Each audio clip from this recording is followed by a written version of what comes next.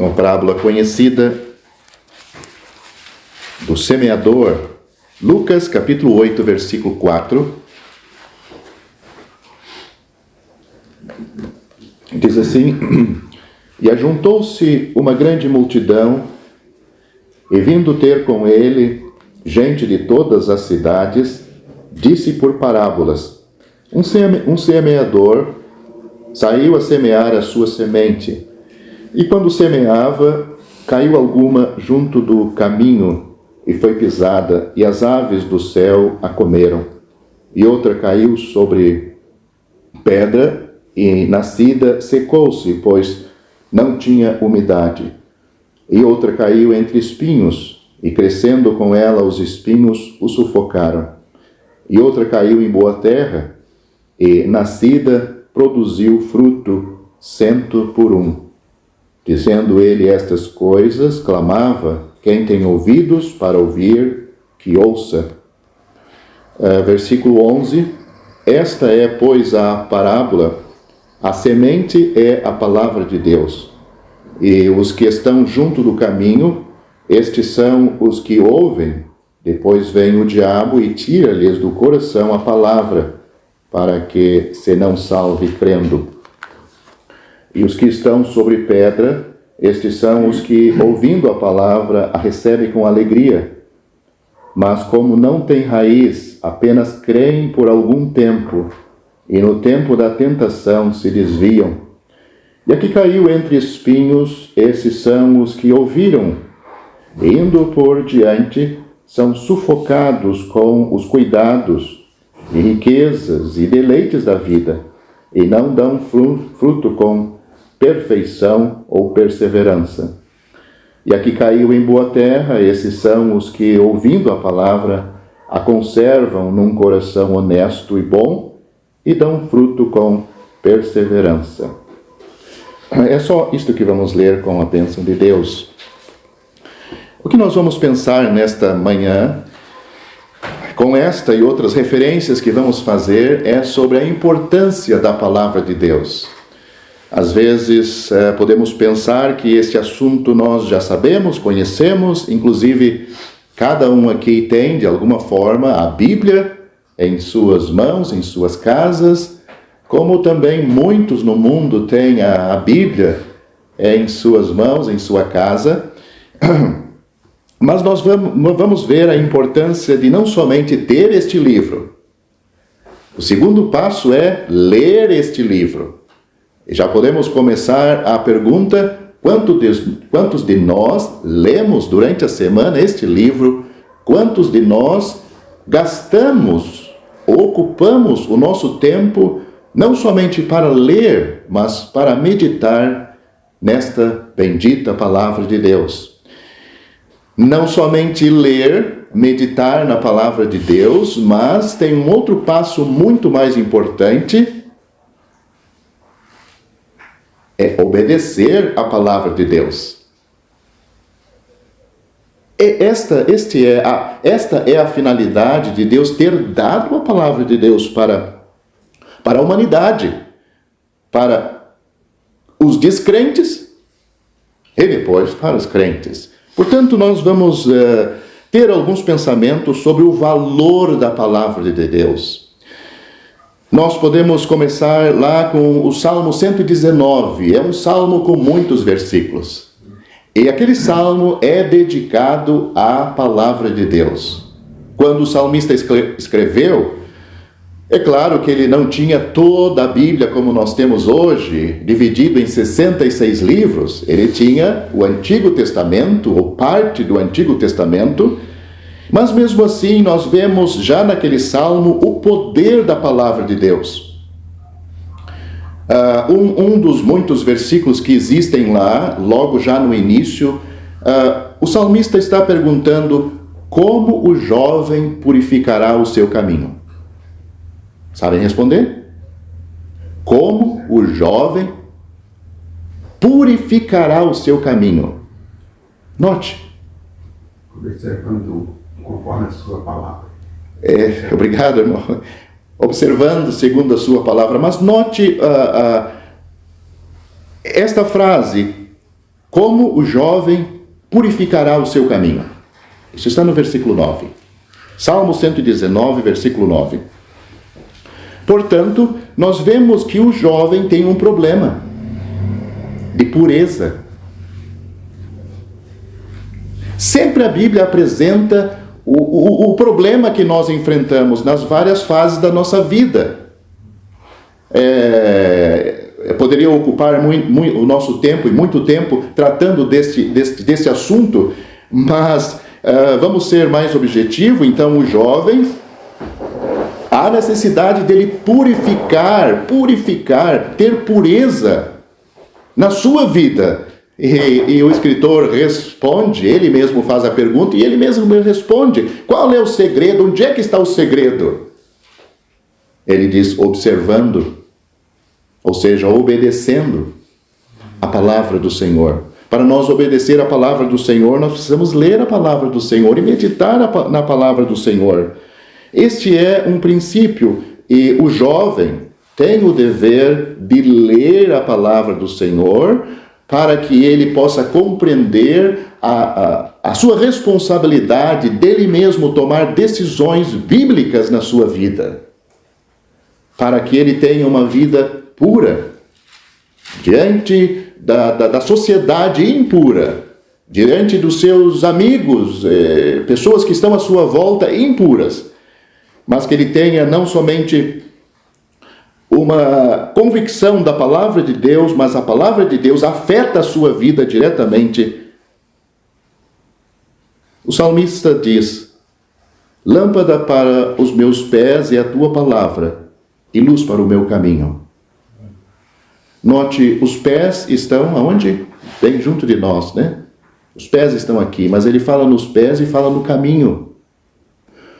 Ou seja, lâmpada para os meus pés, para as minhas decisões é a tua palavra, decisões particulares, e eu tenho uma jornada longa para trilhar, o caminho que está projetando para adiante, para o futuro. Ele disse, lâmpada para os meus pés, ou para as minhas decisões presentes, minhas decisões, é a tua palavra, e luz para o meu futuro.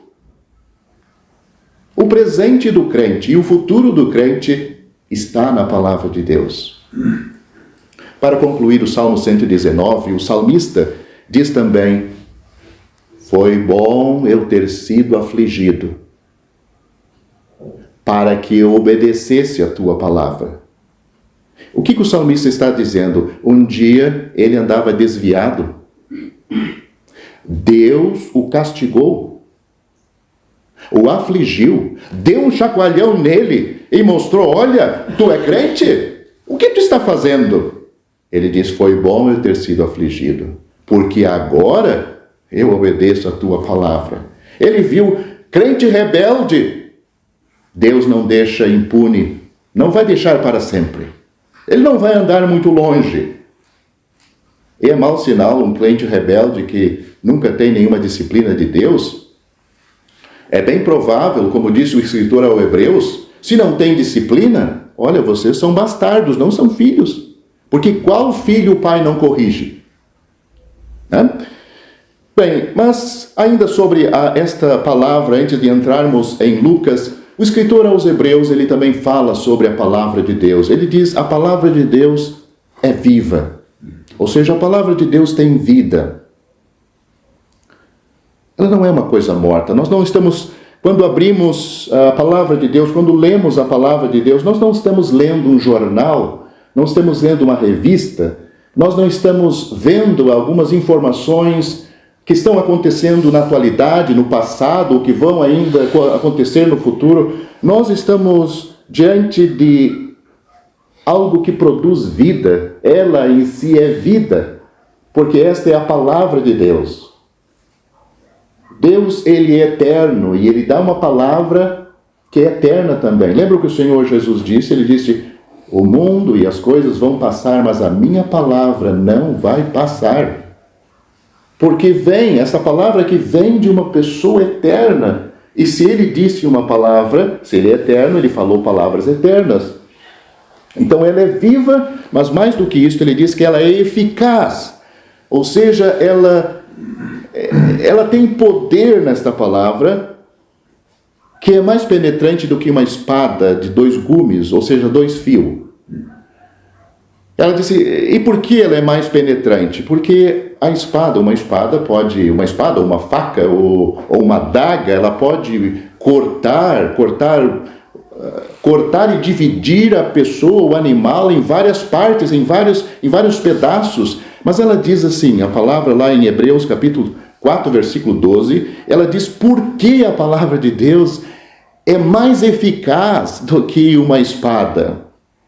Ela disse porque penetra onde a espada não pode ir, na alma e no espírito. E diz que ela é apta para discernir as intenções e os pensamentos. Sabe o que é uma intenção? Nós temos a ação, nós temos o pensamento e nós temos a intenção. Ou seja, a palavra de Deus, ela consegue ir na raiz, ou seja, a pessoa nem pensou, ela só tem a intenção. E a palavra de Deus já chegou ali. Quantos de nós valorizamos a palavra de Deus desta maneira? Quanto de nós cremos nesta palavra de Deus assim? Eu tenho dúvidas. Não tenho dúvida que nós cremos na palavra de Deus, mas eu tenho dúvida de quanto nós, eu e todos nós aqui, temos essa concepção pelo mundo que nós vivemos, porque nós recebemos uma enxurrada de coisas, ocupações, em que ocupa a nossa visão, a nossa mente, a nossa alma, a ponto de a palavra de Deus estar, se não no fim da fila, nem na fila está. É um perigo do século, é um perigo atual. Antigamente não havia todas estas coisas, não havia. Nós estamos em sério riscos. Todos temos que concordar aqui, não é? Não é nenhuma novidade, mas nós corremos o risco de passar a semana, o mês, o ano e não progredimos muito nessas coisas. E o diabo, ele está abatendo Paulo? Eu vou concluir antes de entrarmos aqui em Lucas capítulo 8, em Lucas capítulo 16, em mesmo Lucas capítulo 16, tem a história, não é uma parábola, tem uma história lá da morte de 2 homens, um salvo e outro que não era salvo. O salvo era pobre, inclusive era doente, tinha chagas, e os 2 morreram. Morreu primeiro o doente e depois morreu o rico. O doente, que tinha nome, era Lázaro, ele foi para o céu, para o paraíso. E o rico, ele foi para o inferno. Lá no inferno, nós vemos, eu acredito que isto não acontece sempre, simplesmente é uma ocasião especial. Nós vemos que este rico consegue conversar com Abraão, ou conversar com alguém no céu. Ele clama por misericórdia, ele clama que seja aliviada o seu sofrimento. Note, só está a alma dele lá, a alma e o espírito. Mas a alma e o espírito ainda conservam os sentimentos, né? Ele diz, molhe na água a ponta do dedo do Lázaro e refresque a minha língua porque estou atormentado nestas chamas. Ele ainda tinha o conceito da terra. Não ia funcionar isto, mesmo se ele quisesse. Mas não é aí que eu quero chegar. Lembra que ele disse, quando nada deu certo, ele disse, não, então... Diz para Lázaro ir lá e avisar os meus irmãos. Avisar que existe esse lugar. É real, o inferno é real. E sofre-se no inferno. E aqui a gente é atormentado. Diz para Lázaro ressuscitar e ir lá. Lembram? Lembram, claro. O que Abraão disse para ele? Eles têm Moisés e os profetas. Ouçam-nos. Ou seja, note o valor da palavra de Deus. o que ele estava dizendo, olha, eles têm lá as escrituras de Moisés e dos profetas. É essa escritura que vai livrar eles do inferno. É esta escritura que vai mostrar o caminho da salvação para eles.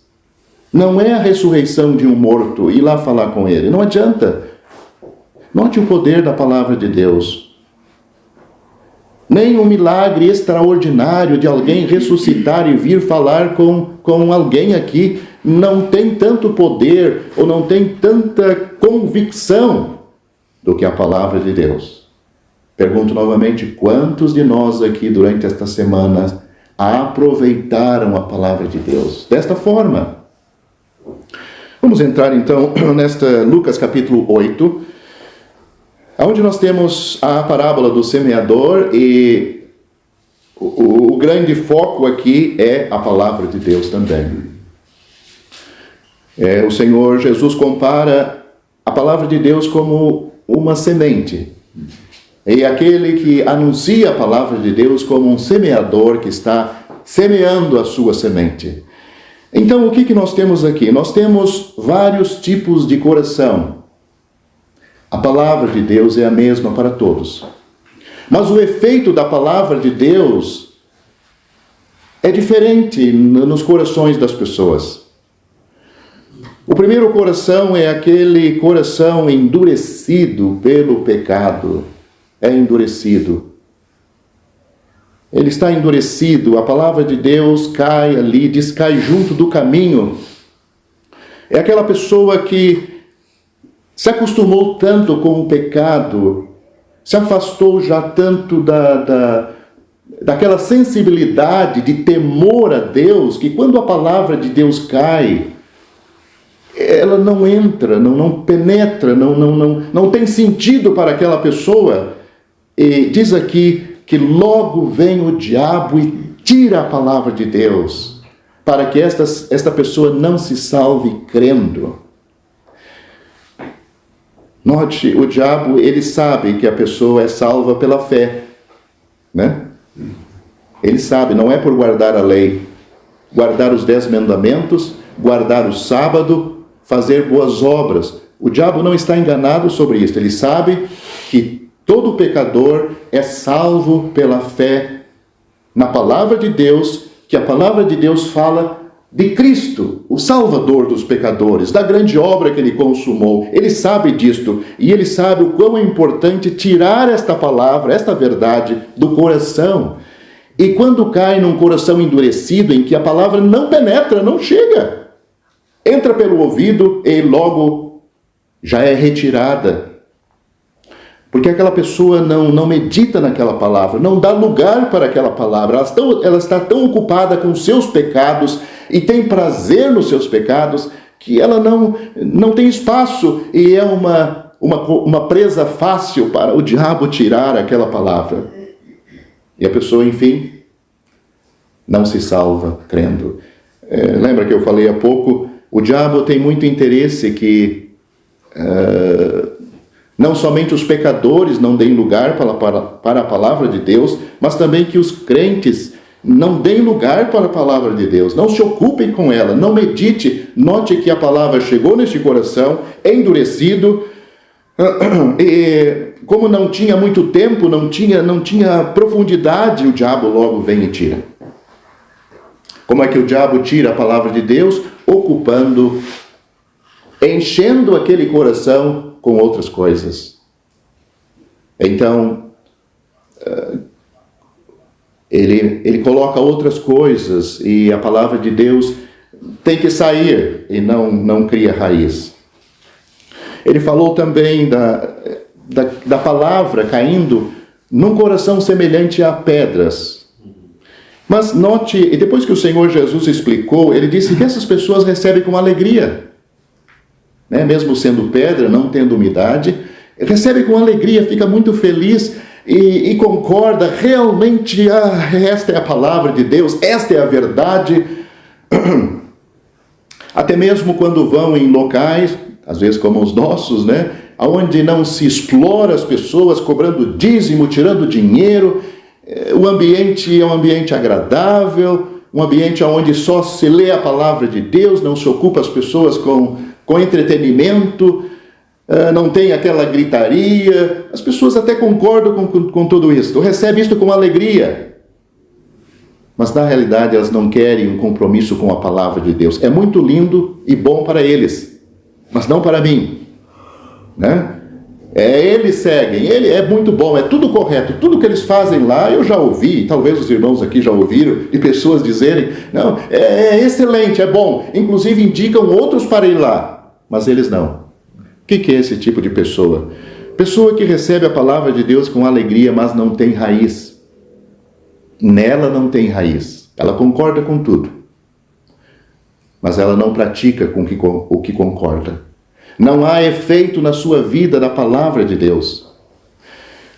Depois nós temos um outro tipo de coração, que é um coração onde a palavra de Deus cai e, de certa forma, ela começa a nascer, começa a dar resultado, mas também tem os espinhos.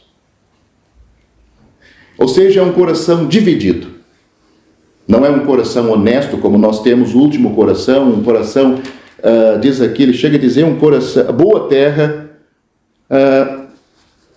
em Mateus diz que é um coração, e diz aqui também honesto, diz aqui, versículo 15, conserva num coração honesto. Ele é honesto com Deus, ele não divide o seu coração com outras coisas. Este é um verdadeiro crente. Este coração que é comparado aos espinhos, o Senhor Jesus diz que a palavra de Deus é sufocada pelos cuidados, riquezas e deleites da vida. O que são os cuidados? Os cuidados são aquelas coisas particulares da pessoa. Muitas coisas não são má em si mesmas. Outras são. Eu tenho que cuidar a palavra de Deus é muito boa. Mas eu não posso ser tão exigente comigo mesmo. A gente tem que ceder um pouquinho, né? Quer dizer, ceder a carne. Ceder os seus apetites, os seus desejos carnais. Porque se esses desejos confrontam a palavra de Deus, automaticamente não são de Deus, são pecados.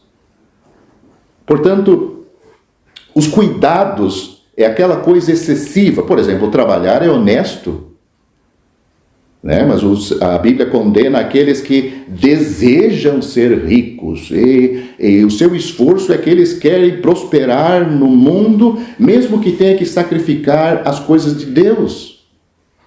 É honesto trabalhar, é honesto comer, se alimentar, mas a Bíblia fala dos glutões. Glutonaria é pecado. Então, note que o crente, ele caminha, ele trilha a sua vida aqui.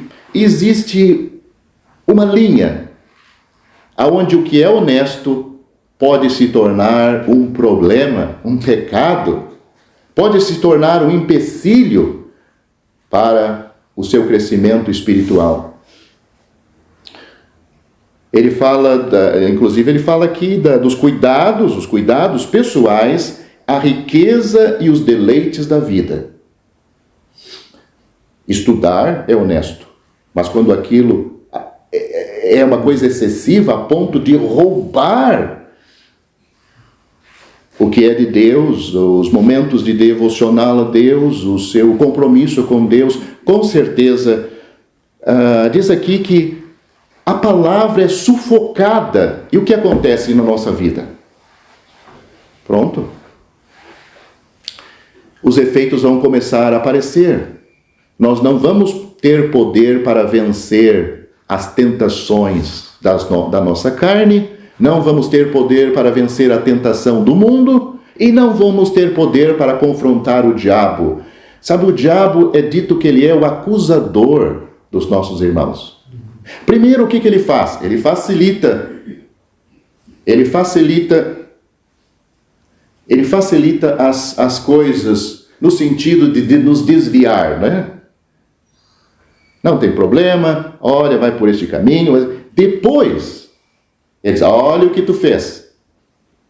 Tá vendo? Não, tu não é crente em nada, ou tu não é tão santificado assim, e agora já que tu está nesse caminho, já que tu desceu algumas escadas, então desce mais. Ele nunca diz, olha, já que tu chegou aqui, quem sabe tu volta, né?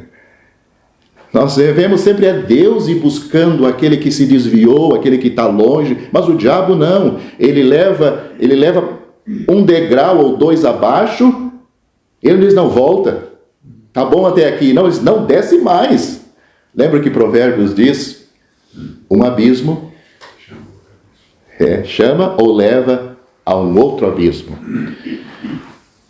Já o diabo sempre quer que o crente desça, e para ele não tem um fim aonde o crente diz, chega, agora tu desviou tanto que tá bem, já está no lugar. Não.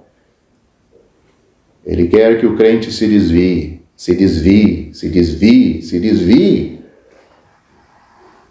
Para ele não tem um fim de desvio. E o crente pode chegar a cometer pecados, como disse Paulo em 1 Coríntios capítulo 5, ele diz, nem entre os gentios. Aquele crente que estava na comunhão da igreja em Corinto, nem entre os gentios, eles fazem essas coisas que esse crente está fazendo. Portanto,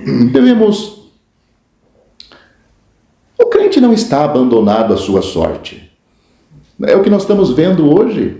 O crente tem recursos para ele se manter fiel a Deus. É a palavra de Deus. Nós não valorizamos o suficiente. Nós ouvimos ministérios e a maioria de nós sabemos mais do que nós praticamos. Isto é o resultado certo. Nós sabemos mais do que praticamos. E muitas vezes essas coisas, esse conhecimento nos incha, nos dá orgulho, mas na realidade essas coisas estão só na nossa cabeça. Não tem efeito na nossa alma. A prova é que andamos às vezes desviados, desanimados, confusos, cedemos. Não é assim? Mas o recurso está em nossas mãos. E depende de cada um de nós. Não adianta nós querermos uma igreja aqui de 1000 membros, todos fiéis, e eu desviado. Não é a quantidade, é cada crente individualmente, cada um de nós, sendo poucos ou muitos. O nosso espelho é a palavra de Deus. Lembra o que disse Tiago? A palavra de Deus é como um espelho. E não adianta nós chegar na frente do espelho, olhar a nossa condição, ir embora e esquecer o que o espelho nos mostrou. Nós temos que tratar. É isso que a gente faz todo dia pela manhã, né? Vamos lá para verificar e consertamos o que não está muito bem. Assim é a palavra de Deus. Note aqui. E uma caiu, ou pelo menos aqui nós temos o coração que vai dar resultado. Todo crente, toda pessoa salva, ele já recebeu a palavra para a sua salvação. Todo salvo, ele tem um coração honesto nesse sentido, um coração bom, que já deu o resultado da nova vida. Mas diz aqui, na realidade ele fala isto no versículo 8, ele diz aqui, outra caiu em boa terra e nascida produziu fruto 100 por 1. Ou seja, uma semente produziu 100 frutos. A mesma parábola em Mateus, os irmãos vão lembrar, lá uma semente produziu 100 no coração do crente. A mesma semente no coração do outro crente produziu 60 frutos. A mesma semente no coração de outro crente produziu 30. Portanto, nós temos um crente 100% obediente à palavra de Deus. Claro que não existe um crente 100% obediente à palavra de Deus, mas, ou seja, é um crente espiritual, Um crente que procura obedecer a palavra de Deus. Desde que Deus vai revelando as fraquezas, falhas, ele procura estar sempre se corrigindo. Então, este é um crente, a mesma semente, a mesma palavra, porque todos nós estamos ouvindo aqui a mesma palavra, não é? Qual vai ser o resultado desta palavra de Deus, não a minha, nos nossos corações? Vamos responder a Deus 100% na nossa vida? Desejamos ser caprichosos a ponto de tudo que Deus nos revela, nós obedecemos? Lá então fala de 100%, fala de 60% e fala de 30%. Então, qual é a porcentagem aqui de nós? A mesma semente produz nos mesmos crentes resultados diferentes. 100% de fruto para Deus, 60% de fruto para Deus, 30% de frutos para Deus. Talvez alguém está pensando aqui, ou alguém no mundo lendo sobre isto, ouvindo sobre isto, está pensando, não, 30% já é bom, né? É assim que trata da sua saúde?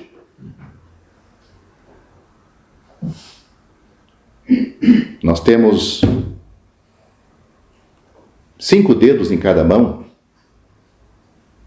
Botamos 10, né? Então aí. 30% nós temos que tirar quantos dedos? 7. Aí temos um professor de matemática, correto? Estaria contente com apenas 3 dedos? Está contente? Quer dizer, esta é a nossa avaliação, não dizer que é nossa, mas normalmente a nossa natureza age assim. Para Deus, 30% é muito. Mas quando toca na nossa carne, nas nossas coisas particulares, não, nós queremos 100% de tudo. Esta palavra, espero que esteja alcançando a todos e ferindo a todos no bom sentido, atingindo, alcançando o seu objetivo, fere também a mim. A mim. Né? Eu gostaria talvez de estar sentado ali, outro irmão estar falando a mesma coisa que eu estou dizendo aqui, para eu aplicar no meu coração da mesma forma que todos nós devemos aplicar. E isto não é que nós temos que responder à igreja e responder ao irmão. Não, nós temos que responder a Deus. O meu compromisso é tão grande com Deus quanto o de cada crente. É salvo. Então, você tem um grande compromisso com Deus. A nossa responsabilidade, primeiramente, é com Deus. Claro, existe a igreja, existe o nosso testemunho na igreja, existe os anciãos que estão aí para cuidar e organizar e quando é necessário falar com irmãos que estão errados, mas esse não é o nosso primeiro compromisso, a nossa primeira preocupação. A nossa primeira preocupação é com Deus. Deus, Ele está me vendo diariamente. Note, se a palavra dele consegue dividir o que é alma e espírito, a palavra dele consegue chegar até na intenção, antes de eu pensar. Agora imagina Deus mesmo, a pessoa que ditou a palavra. Eu não consigo evitar, sabe? Conhecendo esses fatos, eu não consigo evitar de, por exemplo, estar sentado lá no meu escritório sozinho e Deus está aqui. Deus está aqui. Ele está aqui. Vendo tudo, sabendo de tudo. Nós não estamos sozinhos nunca. Nunca. Deus, Ele está presente em todos os lugares. O Senhor Jesus mesmo se nós não entendesse isto, o Senhor Jesus disse, olha, onde estiverem 2 ou 3 reunidos em meu nome, eu vou estar ali presente, eu vou estar aí. E é certo que ele nem precisava dizer isto, mas nós às vezes somos tão lentos, né, que ele diz, olha, eu vou estar aí.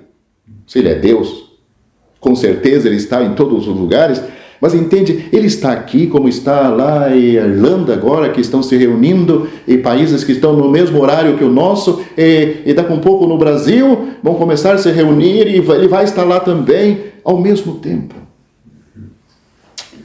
Irmãos, que nós possamos valorizar esta bendita palavra. Foi ela que nos salvou. Sim, ela que nos salvou. Ela trouxe o Evangelho. Paulo disse, o Evangelho é o poder de Deus para a salvação de todo aquele que crê. Ela é o poder de Deus para nos ajudar a dar frutos para Deus. Mas note que corremos o risco. Entende? O nosso coração ele é concorrido pela palavra de Deus e pelo diabo que quer tirar a palavra de Deus. O nosso coração é concorrido pela palavra de Deus e pelos cuidados desta vida, os nossos cuidados particulares. A palavra de Deus, ela concorre o nosso coração, como também as riquezas do mundo concorrem o nosso coração. Ou seja, existe uma luta. Olho aqui para muitos soldados. E eu pergunto, como nós estamos nesta batalha? Será que nós podemos levantar o nosso estandarte? Essa semana eu venci.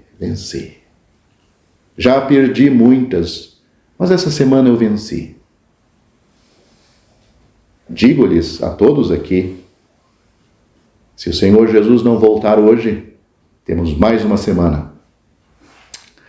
A batalha ainda não terminou. A guerra ainda não foi ganha. Portanto, prepare-se. Temos as armas para esta batalha. A palavra de Deus, esta é uma das armas que está lá em Efésios capítulo 6, a partir do versículo 10, né? A palavra de Deus. Temos lá algumas armas, temos a oração, temos a fé e tem lá a palavra de Deus. Que Deus abençoe a sua palavra nos nossos corações e nos ajude. Ajude a todos nós e mais a mim. Eu preciso e todos nós precisamos.